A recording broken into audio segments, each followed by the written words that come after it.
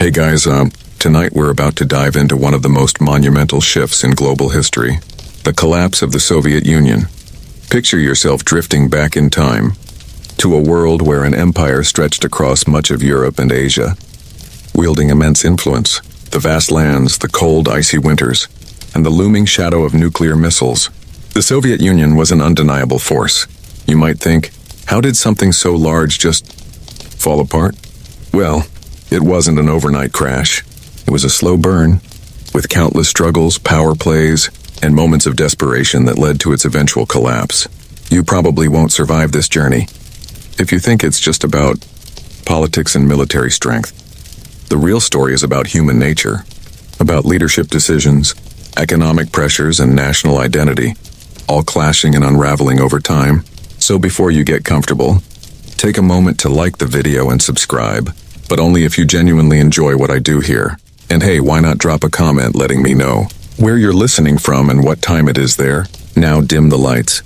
Maybe turn on a fan for that soft background hum, and let's ease into tonight's journey together.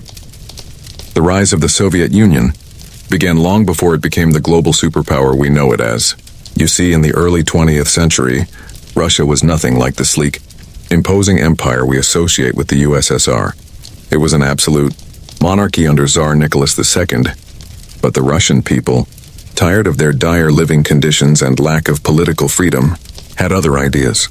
In 1917, the Bolshevik Revolution toppled the monarchy, and in its place a new kind of government was born, one that promised equality for all.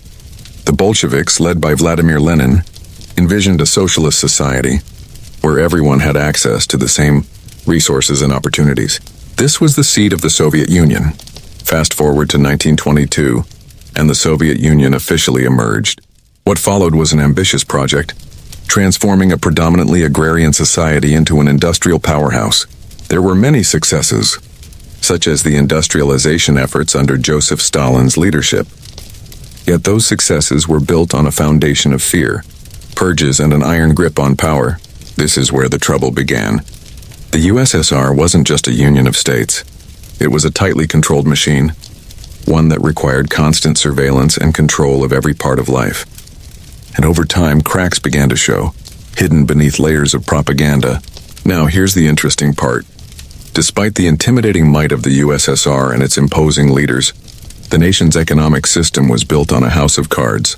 Historians still argue whether the Soviet Union's collapse was inevitable, or if it could have survived if certain reforms had been made sooner. Some believe the collapse was the inevitable result of its centralized, bureaucratic system, while others point to the role of Gorbachev's reforms as the spark that ignited a fire of independence and unrest.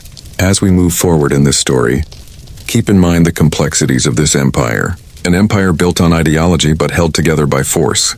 But it wasn't just the external pressures that would eventually tear it apart. The Soviet system itself was beginning to show its age. There were inefficiencies and an unwillingness to modernize. Yes, the USSR was a superpower, but it was a superpower that had already started to crumble from within. It's as if they were playing a game of Soviet Jenga, and one wrong move was going to cause the whole thing to collapse.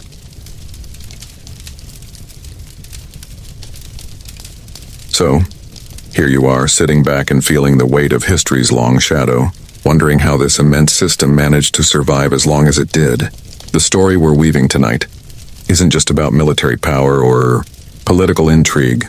It's about the unraveling of a vision, a society built on the lofty idea of equality that, over decades, spiraled into something that couldn't hold itself together. That something was Gorbachev. Enter Mikhail Gorbachev, a name that may sound like one of those "they don't make leaders like him anymore" figures. Gorbachev became the General Secretary of the Communist Party of the Soviet Union. In 1985, a man with a background in law and a vision for reform. But reform in the Soviet Union wasn't just a matter of tweaking things here and there. It was about throwing a wrench into a machine that had been working with the same set of gears for decades. Gorbachev was the outsider within his own government, a reformist within a system that thrived on tradition and control. And honestly, he didn't stand a chance if he tried to play by the old rules. Historians still argue whether Gorbachev was simply too idealistic, or if he was underestimating the system's entrenched power structure. The two major policies Gorbachev introduced: Glasnost, openness, and perestroika, restructuring, were his way of tackling the inefficiencies of the Soviet system. Glasnost was designed to increase transparency in government, to give citizens more freedom of expression, and to bring about a more open political environment. But what Gorbachev didn't fully account for was the Pandora's box he was opening. The Glasnost policy allowed the people of the Soviet Union to speak more freely, but this led to widespread criticism of the government, particularly from intellectuals, artists, and even ordinary citizens. People were finally able to express frustrations they had kept buried for decades, and once those frustrations were out in the open, there was no turning back. Meanwhile, perestroika aimed at restructuring the economy and political system. Gorbachev wanted to give more autonomy to local governments, move away from central planning, and open up the economy to some degree of market forces. It was meant to rejuvenate the Soviet economy, which was struggling under the weight of inefficiency and stagnation. But again, the changes came too late. The central command structure was too rigid to accommodate these changes, and the economy was already far too fragile to adapt to such radical transformations. Now here's where things get particularly interesting. You might think of Gorbachev as a visionary trying to steer a massive ship toward calmer waters, but in reality he was in the middle of a storm and that ship was already sinking. His reforms were necessary but insufficient, and perhaps more importantly, they triggered forces that Gorbachev couldn't control. Many argue that while his ideas were good on paper, they were implemented too hastily and too broadly. In hindsight, it's hard to say whether perestroika could have succeeded even under the best circumstances, but the reality was that the Soviet Union was a behemoth, too deeply entrenched in its ways to adapt quickly. So while Gorbachev was trying to revive a dying empire, something else was happening. He was breaking the rules that had kept it together for decades. And here's the thing, breaking rules can be liberating, but it can also be incredibly dangerous. The more Gorbachev tried to change things, the more the system fought back. And by the end of the 1980s, it became increasingly clear that the Soviet Union, as it had existed for so long, was no longer sustainable. As Gorbachev's reforms slowly took effect, it became painfully obvious that the Soviet Union couldn't maintain the status quo. The flaws in the economic system, the out-of-date infrastructure, and the lack of political freedom all contributed to a sense of impending collapse. What Gorbachev failed to realize was that the very system he was trying to fix had become a beast of its own, and he was simply trying to tame it without fully understanding how much the world around him had changed. And so, while Gorbachev's reforms were designed to save the Soviet Union, they ultimately set the stage for its disintegration. Historians still debate whether the USSR could have survived if Gorbachev had taken a more cautious approach, or whether the deep structural problems would have led to its downfall anyway. What's clear, though, is that by opening the door to reform, Gorbachev inadvertently handed the key to those who wanted to see the system fall apart. Now let's pause and think about that for a moment.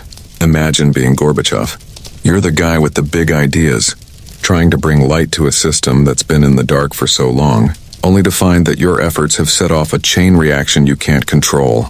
It's like trying to fix a leaky faucet and ending up flooding the whole kitchen. As much as Gorbachev tried to steer the ship, the waters around him were churning, and the Soviet Union was on a crash course with history.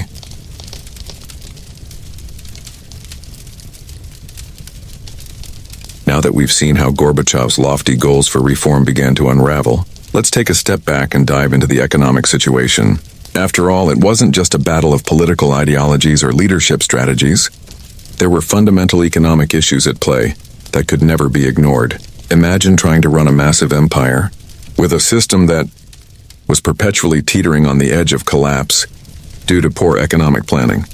That's exactly what the Soviet Union was dealing with. By the late 1980s, the Soviet economy was in dire straits. The problems had been building for years, decades really, and the cracks were becoming impossible to ignore.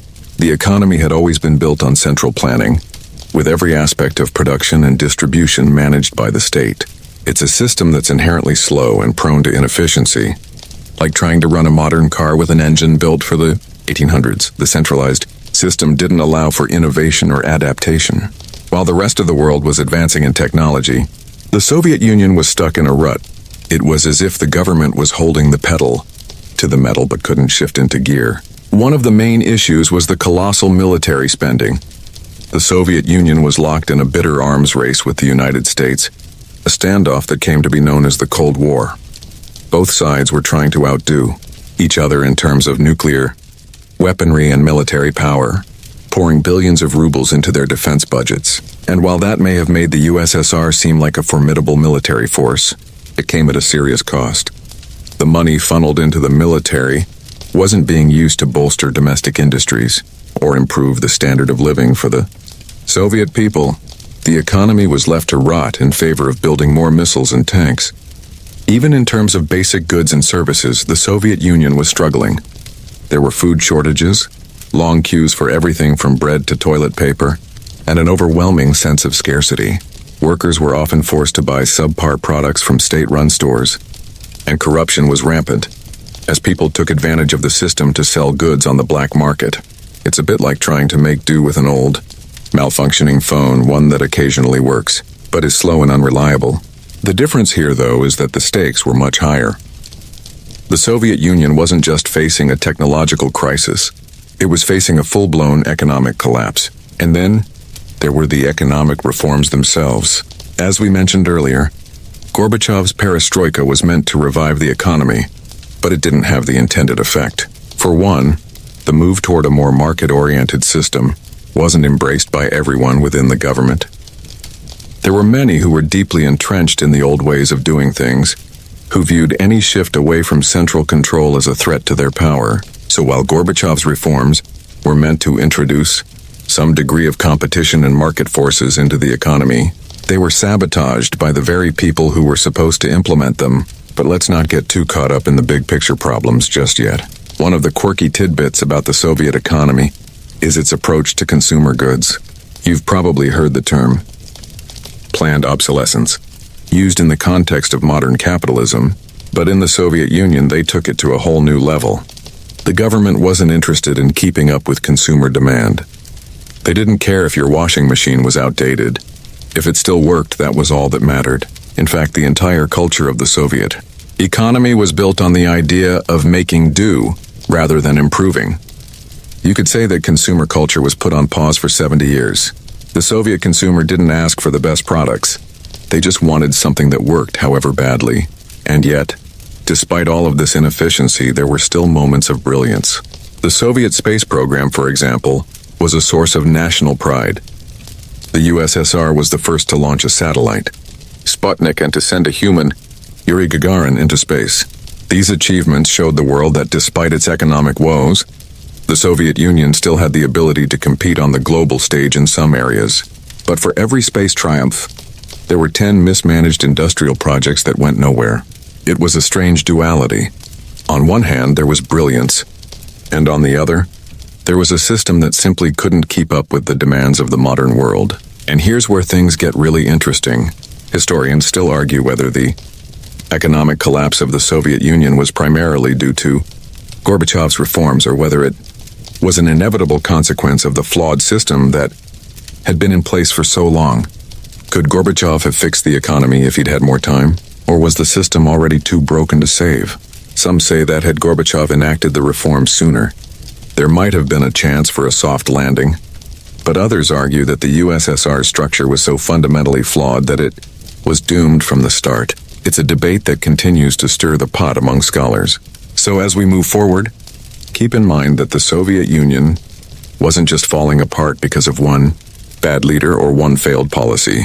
It was a combination of many things. A broken economic system, a government that was out of touch with its people, and an ideology that was becoming harder and harder to maintain.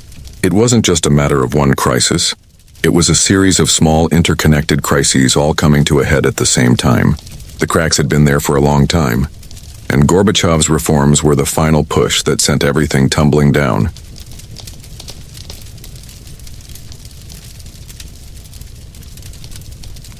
Now that we've explored the economic disarray of the Soviet Union, let's shift focus to something equally important: nationalism. Ah yes, the age-old force that seems to surge whenever an empire starts to crack. And for the Soviet Union, nationalism wasn't just a minor issue. It was one of the key factors that ultimately led to its dissolution. After all, When you force diverse nations and cultures to live under the same roof for too long, things are bound to get complicated. You've probably heard the term the Soviet Union, but it was really more like a union of nations. 15 republics, each with its own history, culture, and identity. The problem was, the people of these republics didn't exactly see eye to eye with the central government in Moscow. There were long-standing tensions between the various ethnic groups, and many felt that the Soviet regime was not only suppressing their cultural expression but also preventing them from asserting their own political autonomy. Now, the most obvious example of this was the Baltic republics, Estonia, Latvia, and Lithuania. These nations had a long history of independence before being absorbed into the Soviet Union during World War II, and they were among the first to demand independence as Gorbachev's reforms took hold. The movement for Baltic independence wasn't just about breaking free from the Soviet Union. It was about reclaiming a long-lost sense of national identity, and the Baltic republics weren't alone. Across the Soviet Union, from the Caucasus to Central Asia, nationalism was on the rise. Every region wanted its own voice, and every ethnic group was questioning whether they really belonged in the Soviet system at all. You see, nationalism isn't just about politics, it's about identity, and for many people in the Soviet republics, their identities weren't tied to the idea of a Soviet Union. They were rooted in their own local cultures, histories, and languages. The more Gorbachev's reforms spread, the more people in these regions saw an opportunity to assert their independence, and once the idea of independence was planted, it spread like wildfire. But here's a quirky little detail. While the Soviet government was cracking down on national movements, the fact that Gorbachev was in many ways encouraging openness and reform had an unintended side effect. Instead of suppressing nationalism, he had unwittingly given it a platform to flourish. The more Gorbachev tried to open up political space and allow for greater freedom of expression, the more nationalist movements in the republics gained momentum. It's almost like when you try to close the lid on a boiling pot but forget to turn down the heat.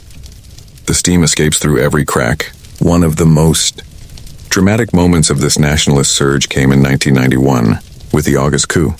It was a last-ditch attempt by hardliners to save the Soviet system, and it would change the course of history. But the coup, as dramatic as it was in many ways a symbol of the larger collapse that was happening across the Soviet Union. The hardliners, who were deeply invested in the old Soviet system, underestimated the power of the nationalist movements and the desire for independence in the republics. In the wake of the coup, the republics began to make their moves. The Baltic republics, which had led the charge for independence, were quickly followed by other republics that declared their sovereignty. Georgia, Ukraine, Armenia, they all seized the moment, and soon, the Soviet Union was unraveling at an alarming pace.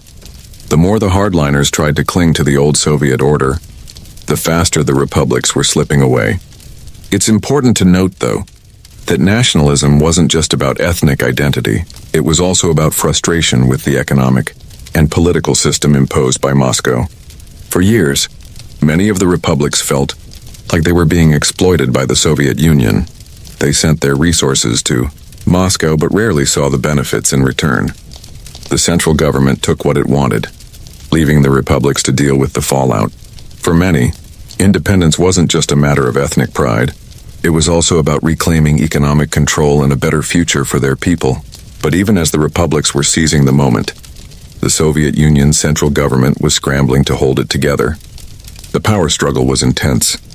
On one side, you had the hardliners trying to preserve the Union at all costs, while on the other, the republics were demanding autonomy or full independence. And in the middle of it all was Gorbachev, whose reforms had opened the floodgates to a revolution of sorts. Historians still debate how much Gorbachev could have done to preserve the Soviet Union if he had acted differently. Some argue that his decision to allow more freedom of expression and to encourage the idea of glasnost made the Soviet system too fragile. Others believe that the republics were simply too far gone by the time Gorbachev came to power and that the Soviet Union was doomed from the start. One thing's for sure, the rise of nationalism was a force that no one could ignore, and it played a huge role in the collapse of the empire. Now let's take a moment to think about this. Imagine living in a country that you felt didn't represent you. where your cultural identity was sidelined for the sake of an overarching ideology. How long would you put up with it before demanding change? That's the question many people in the Soviet republics were asking. They had their own dreams, their own histories, and their own future to consider. And as the Soviet Union began to crumble, they saw their chance to shape that future for themselves. As we continue our journey through the final days of the Soviet Union, let's dive into one of the most dramatic moments that marked its disintegration, the August coup of 1991. If there's one event that truly symbolizes the chaotic struggle to save the Soviet Union from collapse, this was it. But instead of stabilizing the crumbling empire, it only sped up its downfall.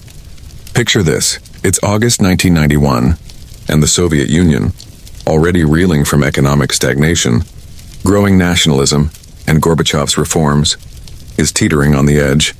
The country's leaders are sharply divided. Some are eager to preserve the system, while others, like Gorbachev, are trying to bring about reform. Enter the hardliners, those deeply entrenched Soviet officials who believed that Gorbachev's openness and restructuring policies were a betrayal of the ideals of the revolution. They saw the growing independence movements within the republics and feared that if they didn't act, the Soviet Union would soon be gone for good. So on August 19, 1991, a group of high-ranking officials, including Vice President Gennady Yanayev, KGB head Vladimir Khrushchev, and Defense Minister Dmitry Yazov, launched a coup against Gorbachev, who was vacationing on the Black Sea at the time. They declared a state of emergency, suspended the reforms, and detained Gorbachev. The message was clear. They were attempting to stop the flow of history, to preserve the Soviet system at all costs. But here's the twist. They failed. And they failed spectacularly. Instead of quelling the movement for reform, the coup ignited a nationwide resistance. The man who would become the symbol of this resistance wasn't Gorbachev, but rather Boris Yeltsin. At the time, Yeltsin was the president of the Russian Federation, and he had been a vocal critic of Gorbachev's handling of the reforms. Yet during the coup, he became the rallying figure for those who wanted to break free of the Soviet system altogether. Yeltsin famously stood on top of a tank outside the Russian parliament building in Moscow, defiantly declaring that the coup would not succeed. His dramatic stance was broadcast on television to millions of Soviets, and it became a symbol of hope for those who were tired of the Soviet system and wanted change. The response from ordinary citizens was powerful. They flooded the streets in support of Yeltsin, and thousands gathered to form human chains around the parliament building, defying the soldiers sent to suppress the rebellion. What followed was a failure of coordination among the coup plotters. They underestimated the public's loyalty to Yeltsin and the general apathy toward the Central Soviet government. The coup leaders, who had assumed they could seize power with ease, found themselves isolated and without support. Within 3 days, the coup collapsed and Gorbachev was returned to power. However, it was clear that this was no victory for the Soviet regime. It was the final blow to its legitimacy. Now here's where it gets interesting. While the coup failed, it left behind a trail of consequences that would forever alter the course of Soviet history. The very fact that such an event could happen shows how fractured the Soviet system had become. The hardliners' attempt to maintain control demonstrated how desperately the old guard was clinging to power, but it also highlighted the growing power of nationalist movements and the desire for change.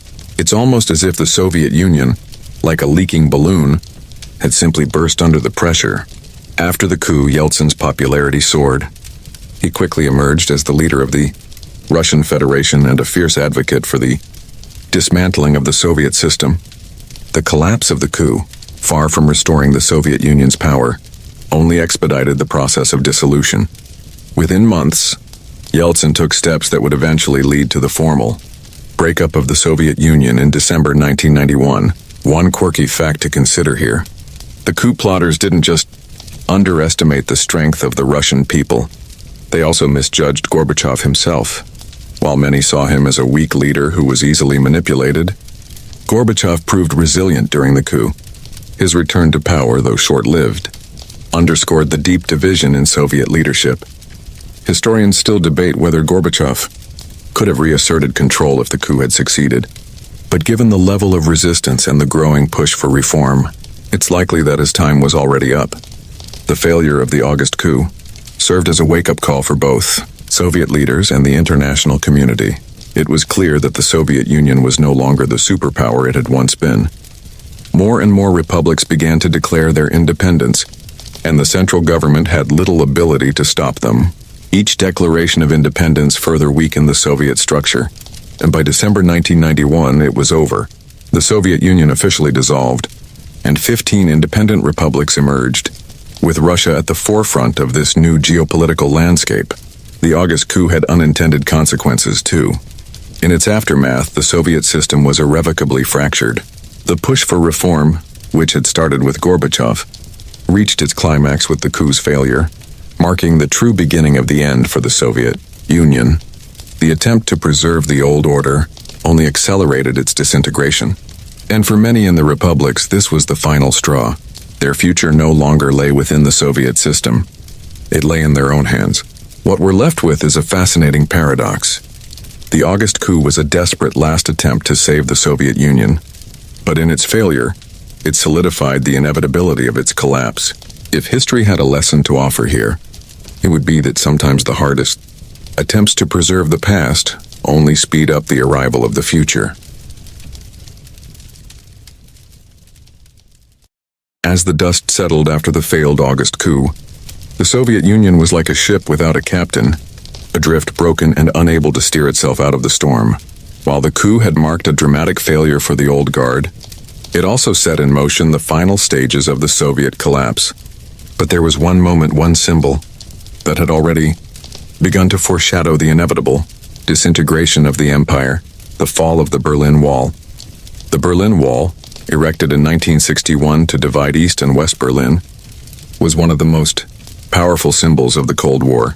It physically and ideologically separated the Soviet-controlled Eastern Bloc from the democratic West. For decades, it stood as a stark reminder of the ideological divide between the Soviet Union and the capitalist world.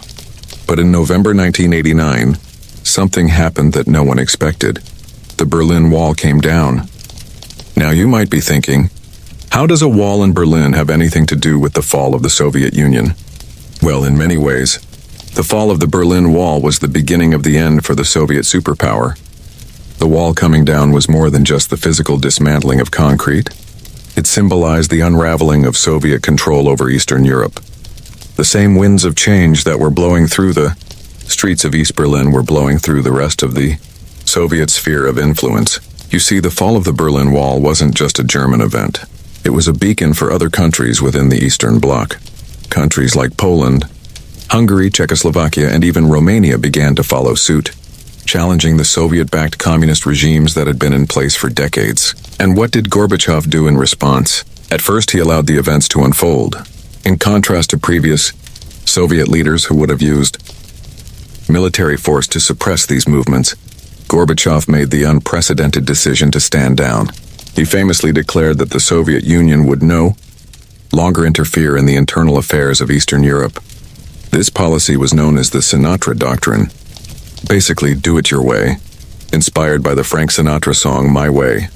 This was a radical shift from the more authoritarian policies of the past, like when Soviet tanks rolled into Hungary in 1956 or Czechoslovakia in 1968 to crush any signs of dissent. The fall of the Berlin Wall exposed a deep crack in the Soviet system. The USSR had long been the superpower that propped up the regimes in Eastern Europe. But now those countries were breaking free of Soviet control. As East Germans smashed the wall in a euphoric celebration of newfound freedom, other Eastern Bloc nations began to demand the same. Poland had already seen the rise of the Solidarity movement, a labor union-led revolution that had forced the communist government to the negotiating table. Czechoslovakia's Velvet Revolution would follow soon after. Gorbachev was left powerless to stop these transformations.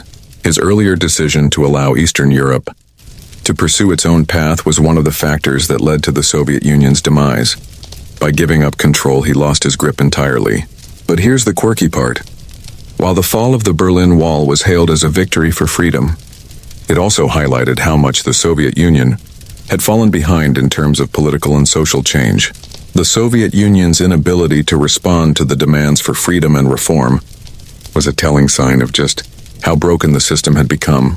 The people in Eastern Europe were no longer willing to live under a regime that couldn't even hold up a wall, let alone provide for their needs. The wall's collapse acted as a kind of mass awakening, and what followed was a tidal wave of change that the Soviet leadership could no longer control. By the time the Berlin Wall fell, the USSR was already in crisis. Nationalist movements were gaining ground. The economy was spiraling out of control, and Gorbachev's reforms, while well-intentioned, had destabilized an already fragile system. The events in Eastern Europe set the stage for the eventual collapse of the Soviet Union itself. The wall coming down wasn't just about Germany, it was about the collapse of the Soviet model. Historians still debate whether Gorbachev's decision to stand by while Eastern Europe rebelled was a sign of weakness or a stroke of genius. On one hand, it allowed the USSR to avoid a brutal crackdown, which could have led to widespread violence. On the other hand, it undermined the authority of the Soviet government and exposed just how weak and divided the system had become.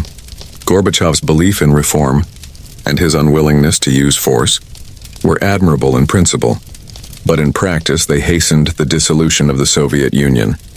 You can almost imagine the tension in Moscow as Gorbachev watched the scenes unfold in Berlin. He must have known that the fall of the wall was just the beginning of the end for Soviet control over Eastern Europe. But what was he supposed to do? The Soviet Union had long been the driving force behind the communist bloc, but now it was losing that grip. And with the loss of influence in Eastern Europe, the USSR was quickly losing its place in the world. The fall of the Berlin Wall was more than just a physical structure coming down. It was a seismic event that shattered the very foundations of the Soviet system. It was the visible sign that the Cold War was ending, that the world was changing, and that the Soviet Union, in its current form, could no longer survive.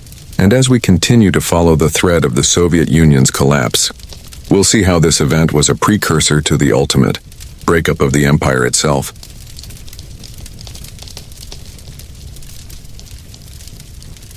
By now you can probably feel the tension building, the pieces of the Soviet Union's collapse falling into place, like a puzzle that was just a little, too big to fit together.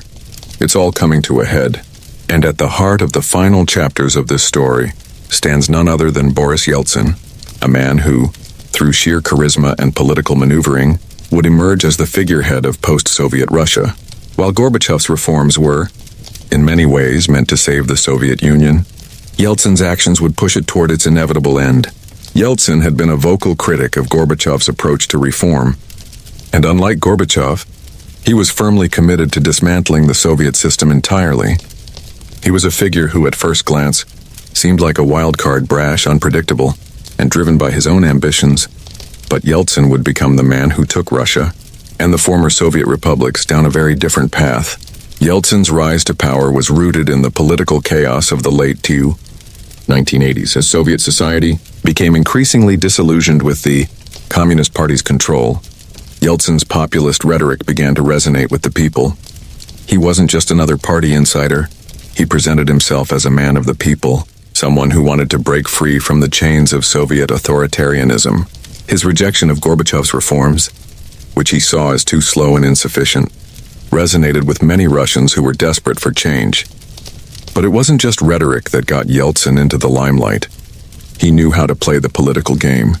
In 1990, he was elected president of the Russian Soviet Federative Socialist Republic, the largest of the Soviet republics. While Gorbachev was still trying to hold the Soviet Union together, Yeltsin was already positioning himself as a leader of an independent Russian state. The Soviet Union may have had its central government in Moscow, but Yeltsin was planting the seeds for Russia to go its own way. Then came the August coup. When hardliners attempted to overthrow Gorbachev, they underestimated the power of Yeltsin. The image of him standing on a tank, calling on the people to resist the coup, became one of the defining moments of the Soviet collapse. In that moment, Yeltsin became a symbol of resistance, not just to the coup plotters, but to the entire Soviet system. He became the face of reform and independence for Russia, and his actions made it clear that he was no longer willing to work within the confines of the Soviet Union. Yeltsin's rise wasn't without challenges, though. In the aftermath of the coup, the situation was still highly volatile. The Soviet Union was unraveling, but it wasn't a smooth or easy process. Nationalist movements were gaining momentum, and republics were declaring independence left and right. Yeltsin, meanwhile, was pushing for Russian independence, and in December 1991 he made it official. He signed an agreement with the leaders of Ukraine and Belarus that dissolved the Soviet Union and established the Commonwealth of Independent States, CS. Now let's take a moment to appreciate how this all unfolded. Yeltsin wasn't just a passive observer in the final days of the Soviet Union. He was an active participant in its destruction. In fact, he was the one who arguably dealt the final blow. It's almost poetic in a way. The Soviet Union, which had been held together by an iron fist for decades, had finally crumbled, not from external forces, but from the weight of its own internal contradictions. And it was Yeltsin, a man who had once been a part of the system, who would ultimately lead Russia out of it. But here's where things get interesting. Yeltsin's rise to power wasn't just about ideology or reform. It was also about sheer political savvy. He knew that the Soviet Union was falling apart. But rather than trying to save it, he saw an opportunity to create something new. A new Russia, free from the constraints of the old order. But just because Yeltsin was the man to oversee the Soviet collapse doesn't mean that the transition was easy or smooth. In fact, it was messy, chaotic, and filled with uncertainty. Historians still argue whether Yeltsin's actions were motivated by a genuine desire to reform Russia or whether he was simply seizing power for himself. Some believe that Yeltsin truly wanted to move Russia away from Soviet-style authoritarianism and toward democracy. Others argue that his actions were more about consolidating his own power and securing his place in Russian history. Regardless of the motivations, it's undeniable that Yeltsin played a crucial role in the dissolution of the Soviet Union and the emergence of post-Soviet Russia. Looking back, Yeltsin's emergence as the leader of Russia is both a triumph and a tragedy. On one hand, he was a symbol of freedom and independence, a man who broke away from the Soviet system to lead a new Russia. On the other hand, the chaos that followed the collapse of the Soviet Union was brutal. Russia plunged into a period of economic hardship, political instability, and a rise in organized crime.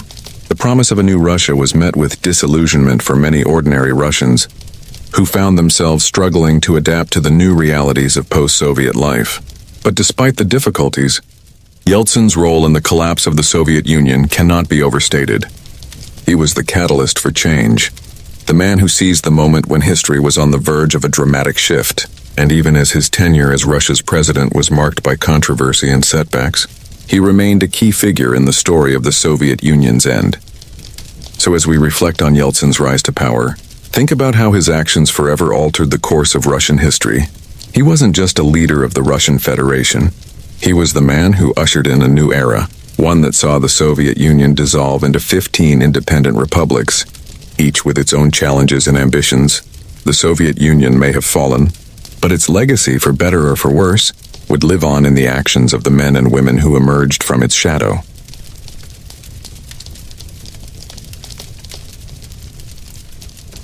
As Yeltsin stood in the ruins of the Soviet Union, watching the empire crumble beneath him, the world outside began to shift as well. The global landscape was changing, and no one had been more instrumental in those changes than the West. While the Soviet Union had long been seen as the primary antagonist in the Cold War, its decline set the stage for a new geopolitical order, one in which the United States was left standing as the unchallenged superpower. But the role of the West in pushing the USSR over the edge wasn't just about military competition or political ideology. It was about pressure, economic, diplomatic, and even psychological. The United States, under President Ronald Reagan, had been a driving force behind the pressure applied to the Soviet Union during the 1980s. Reagan's hardline stance against the USSR, epitomized by his famous call to tear down this wall, sent a clear message. The West was determined to win the Cold War. But it wasn't just Reagan's rhetoric that had an impact. It was the massive economic pressure the United States applied through arms races, trade restrictions, and most importantly, the economic competition in the form of the Strategic Defense Initiative, SDI, also known as Star Wars. The SDI was a missile defense system that Reagan promoted as a way to defend against Soviet nuclear missiles. While the technical feasibility of SDI was dubious at best, Its true purpose was to force the Soviet Union into an arms race it couldn't afford. The Soviets, already struggling economically, now found themselves trying to keep up with a technological and military arms race that would drain their already limited resources. It's almost like being forced to race someone on a treadmill while your own is breaking down beneath you. But the competition wasn't just about military might. The Soviet Union under Gorbachev was beginning to feel the strain of trying to match the West's economic and technological advances. As the West grew more affluent, the USSR's economic model, based on centralized planning and state ownership, looked more and more outdated. While the West thrived in the age of information and technological innovation, the Soviet Union was stuck in a past that couldn't keep up with the future. The United States wasn't just applying economic pressure, it was also wielding its influence diplomatically. The West's support for the independence movements in Eastern Europe, particularly during the events leading up to the fall of the Berlin Wall, made it clear that the Soviet Union had lost control of its sphere of influence. Gorbachev's decision to withdraw military support from Eastern Europe, allowing former satellite states to pursue their own paths, was an acknowledgement that the USSR could no longer hold its empire together. This was a significant shift, one that weakened the Soviet Union's global standing and further isolated it on the world stage. But here's the quirky part that often gets overlooked. The Soviet leadership's own paranoia about the West's influence. While the West applied its pressure, the Soviet government became increasingly obsessed with the idea of Western imperialism encroaching on Soviet territory. This led to an ironic situation. On the one hand, the Soviet Union was collapsing from within, weighed down by its own inefficiencies and outdated system. On the other hand, the Soviets blamed the West for every failure. In the end, the Soviet leadership, unable to make the necessary internal reforms, turned all their focus on external enemies. It's as if the USSR was drowning, but instead of looking for a lifeline, it was busy blaming the ocean. And here's where it gets even more complicated. Historians still debate whether the West's pressure was the final nail in the coffin of the Soviet Union or whether the USSR was already doomed from within. Some argue that Reagan's policies hastened the Soviet collapse, while others contend that Gorbachev's reforms, which allowed for more openness and freedom of expression, were what really started the process of disintegration. The reality is probably somewhere in between. While external pressure certainly played a role, the Soviet system was already cracking from within long before Reagan came into office. The irony of it all is that, by the time the Soviet Union finally fell, the West had emerged victorious, but it was a victory that came at a great cost. The world was left to pick up the pieces of a shattered superpower, and the challenges facing the newly independent republics were immense. The United States, while standing victorious, would soon discover that the end of the Cold War didn't mean an end to global instability. It was in many ways just the beginning of a new set of challenges.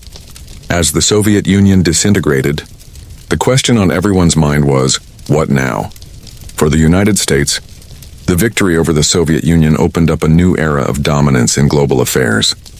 But the fallout from the collapse of the Soviet Union wasn't just felt in the corridors of power in Washington. It was felt in the lives of ordinary citizens in Moscow, Kiev, Tashkent, and beyond. The rise of nationalism, the struggles for political power, the economic challenges, these were the new battles that would define the post-Soviet world. For the former Soviet republics, the question was even more urgent. How do you build a new nation from the wreckage of an empire? The answer, of course, was that it wasn't easy. The collapse of the USSR led to massive upheaval, with countries trying to figure out how to transition from a centrally planned economy to a market-based one. The process was painful and, in many cases, led to economic hardship, political instability, and social unrest. But even as the dust settled, one thing became clear: the Soviet Union was never going to return. The West had won the Cold War, but the end of the Soviet Union also marked the beginning of a new world order, one in which new powers would rise and new challenges would emerge. The Cold War may have ended, but the story of the Soviet Union's collapse was just one chapter in a much larger global narrative.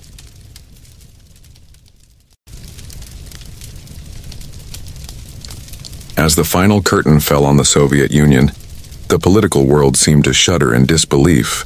The dissolution of the USSR in December 1991 was, in many ways, the end of an era. What was once a vast superpower, spanning nearly 1/6 of the Earth's landmass, now shattered into 15 independent republics. The dissolution was the culmination of decades of internal struggles, external pressures and reforms that failed to reverse the inevitable collapse.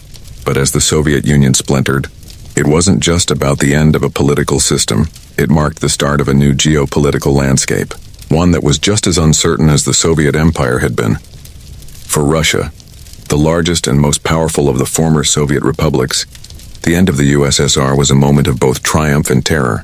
Boris Yeltsin, now president of the Russian Federation, had led Russia through this tumultuous transition. Yet the collapse of the Soviet Union wasn't just a political change. It was a seismic shock to the very identity of millions of people who had spent their entire lives under the Soviet regime. The collapse meant not only a new government, but also a complete overhaul of the economic system, the social fabric, and even the way people saw themselves. Let's take a moment to consider how this felt for the average Soviet citizen, who had lived under one of the most tightly controlled systems in the world. For decades, the Soviet Union was their reality. It was not just a political entity, it was the reality. Now the Soviet Union was gone, and suddenly, they were citizens of new countries that didn't exist just months earlier. The loss of such a powerful and enduring structure left many grappling with feelings of confusion, fear, and even loss. Imagine waking up one day and finding out that everything you knew, everything that defined your identity, was no longer there. But the practical impact of the USSR's collapse was immediate and profound. Economies were in freefall. The collapse of the Soviet central system left nations scrambling to find new ways to govern and organize their economies. The Soviet Union's once stable institutions crumbled.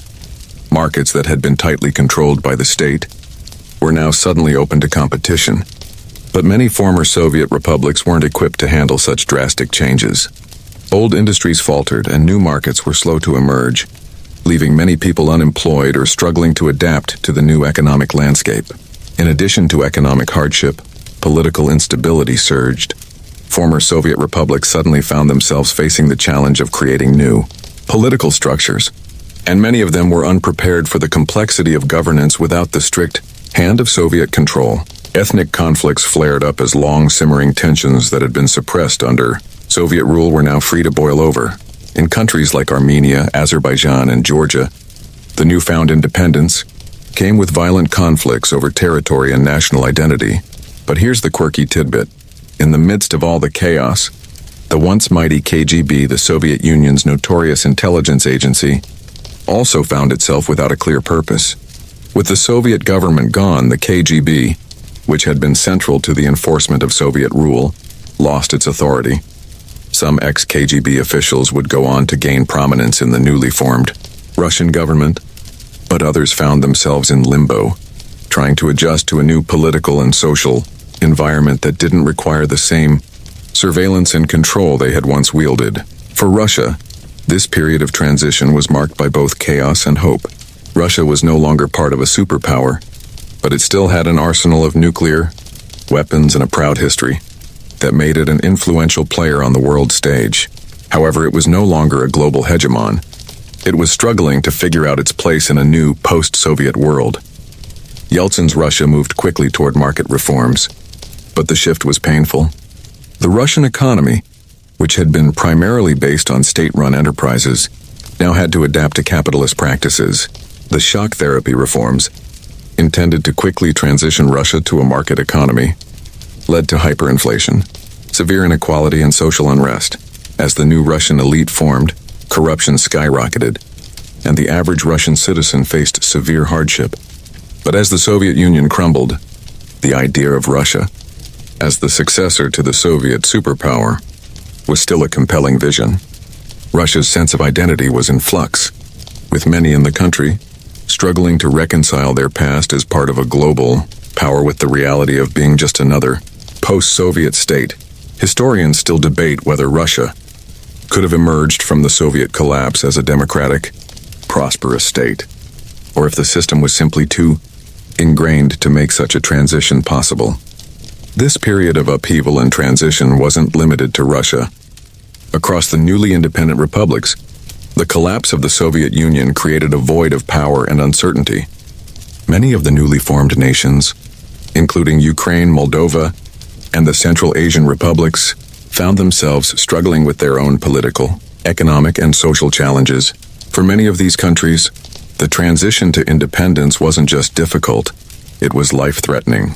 Some republics fell into civil war, while others experienced significant political upheaval.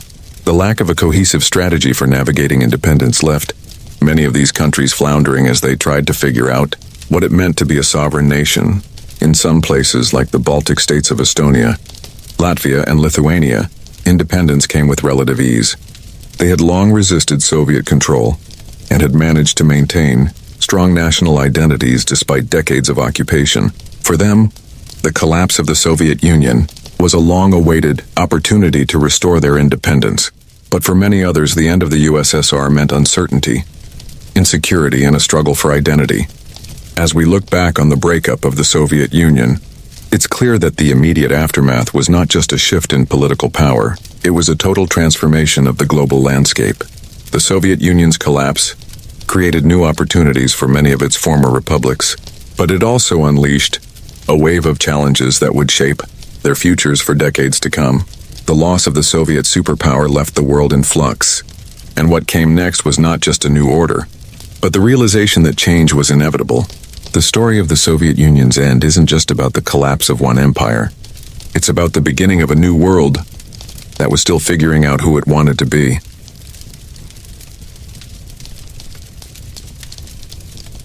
As we arrive at the final chapter of this journey, through the collapse of the Soviet Union, it's important to reflect on the legacy left behind. The demise of the USSR was one of the most significant geopolitical events of the 20th century, and it reverberated across the globe in ways that continue to shape world affairs today. But as we sift through the rubble of this once powerful empire, we're left with the sobering reality that the fallout wasn't just political, it was deeply personal, affecting millions of people across the former Soviet republics. For many in the newly independent republics, the collapse of the Soviet Union marked the beginning of a tumultuous transition to sovereignty. In some places, like the Baltic states, the transition to independence was relatively smooth. They had long sought freedom from Soviet rule, and when the Soviet Union fell, they were able to reclaim their independence almost without a hitch. For others, though, the journey was fraught with economic hardship, political instability, and violent conflict. Ukraine, for instance, struggled with its identity and its relationship with Russia. Tensions between ethnic Ukrainians and ethnic Russians, combined with Russia's continuing influence over its former Soviet neighbors, created a landscape of conflict that persists to this day. The post-Soviet world was defined by the complexity of transitioning from a centralized, authoritarian system to one that could cope with the challenges of a free market, democracy, and international cooperation. Many of the newly independent republics struggled with corruption, a lack of strong institutions, and the abrupt shift from a state-controlled economy to a capitalist one. This transition, particularly in the Russian Federation, created a wealth gap that was staggering. The rise of oligarchs, billionaire business people who quickly took control of privatized industries, deepened the divide between the rich and the poor. The social fabric of many countries, already stretched thin by years of centralized control, was further torn apart by this newfound inequality. One aspect of the Soviet legacy that stands out, though, is the sense of collective memory and identity. Many people in the former Soviet republics still look back on the USSR with a certain sense of nostalgia. Despite the horrors of Stalin's purges, the repression, and the overall lack of political freedom, there was also a sense of unity, pride, and purpose. The Soviet Union was an empire of shared history, and for many people, that shared history is what binds them together today, whether they are in Russia, Kazakhstan, or Belarus. In Russia, for instance, the collapse of the Soviet Union created an identity crisis. The loss of superpower status and the subsequent economic and social turmoil left many Russians yearning for a return to the strength and stability they once knew. This sense of loss and nostalgia has contributed to the rise of a more authoritarian leadership in Russia in recent years. Under President Vladimir Putin, Russia has increasingly looked to its Soviet past for inspiration, even as the country struggles to reconcile its communist legacy with its more capitalist present. The question of how to handle the Soviet legacy is one that still haunts the countries of the former Soviet Union. Historians and politicians alike still debate whether the collapse of the USSR was an inevitable event brought on by economic inefficiency and ideological rigidity, or whether it could have been avoided with different leadership or policies. The fact that the Soviet Union lasted as long as it did, despite its inherent flaws, is a testament to the strength of its ideology and its ability to endure despite the odds. Yet even as the republics of the former Soviet Union have charted their own paths in the post-Soviet world, the influence of the USSR is still deeply felt. In many ways, the former Soviet states are still living with the consequences of their past, whether through economic dependency on Russia, the ongoing conflicts in places like Ukraine and Georgia, or the complex relationships between these countries and the West. The Soviet legacy is far from gone. The collapse of the Soviet Union marked the end of an era, but it also marked the beginning of a new world, a world that had to come to terms with the loss of a superpower, the reordering of global politics, and the rise of new powers in the post-Soviet space. It also marked a world in which the lessons of the Soviet collapse are still being learned. Some argue that the collapse was inevitable, rooted in the flaws of the system itself. Others believe that with different leadership and a different approach to reform, the Soviet Union could have adapted to the changing world. Whatever the answer, the fall of the Soviet Union stands as one of the most important events in modern history. As we close this chapter of history, let's take a moment to reflect on the resilience of those who lived through it. The people of the former Soviet Union, who faced uncertainty, hardship, and upheaval, ultimately emerged stronger, each forging their own path toward the future. The collapse of the Soviet Union was not just a political event. It was a social, cultural, and human experience that shaped the lives of millions.